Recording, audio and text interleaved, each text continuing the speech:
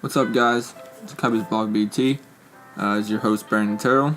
This is our first ever episode of the CubbiesBlogBT I'll be doing this show solo, and today our topic's going to be the possibility of Joe Madden not being the manager in 2020 after Theo Epstein said they were not going to extend his contract this year at the press conference last week. So yeah, let's dive right into it. Joe Madden's been the Cubs manager since 2015 when the Cubs signed him to a 5-year deal worth $25 million. It was worth $25 million, but since the Cubs won the World Series in 2016, his salary was bumped from $5 million a year to $6 million a year. But earlier this week, last week, Theo Epstein said during a press conference that they were not going to extend his contract, so Joe Madden will have to coach 2019 while being in the final year of his contract. But obviously the real question is, will the Cubs offer him a new contract after this season, after 2019? During the season 2019, Joe will be 65 as he turns 65 in February. And, he should be nearing the end of his career in baseball as a coach, or anything really. But, that can obviously be debated, but, I think he's about done. So, unless he gets the Cubs to the World Series this upcoming year, I don't think he'll be with the Cubs for 2020 season, meaning 2019 will be the final year of the Joe Madden era in the Windy City. But if Joe Madden doesn't receive a new contract, who will be the new Cubs manager? The obvious rumors are Joe Girardi is patiently waiting on the Cubs managerial position to open up so he can jump in and take over. Girardi would obviously be a good manager, but here's my opinion.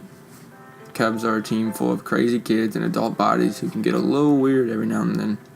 And from what I've seen, when he coached the Yankees, Girardi seems to be a more strict manager, a little more expectations of professionalism, and he might not be able to put up with his Cubs team, with the crazy personalities and sometimes just a bit childish, which is fun, and what I enjoy. So obviously, if I don't want Girardi, what do I want? Well, in the 6th inning of Game 7 of the 2016 World Series, backup catcher David Ross hits a solo home run to center field to give the Cubs a 6-3 lead. This was the final game of his career, and ever since Game 7, where he hit the home run, Ross has been working with ESPN and broadcasting some games every now and then. The incredible baseball knowledge he has is very noticeable when he's in the broadcasting booth, and throughout his book titled The Teammate, which I read sometime this summer. It was honestly a pretty good book, talking about him playing in Cincinnati, Boston, Atlanta, and even thoroughly describes the 2016 World Series with the Cubs, and mainly Game 7. And his home run. David played a huge role in the weirdness of that 2016 Cubs team, and I think he would fit in perfectly as the new manager, because obviously Joe's weird too. He likes the dress up, what was it, the monkeys, they brought out weird things, and he's weird. So David Ross was having fun with that too, so I think if he was manager, he would do the same thing, which gets the guy more relaxed during the 162 game schedule. The more relaxed and not stressing out every single game. If David's interested, if I had the money, obviously I would offer him a 2-year deal worth around $2 to $4 million. If he doesn't like it, then he can move on. We can move on. If he likes it, we can give him another extension. Maybe add some money in if we really think he did a good job.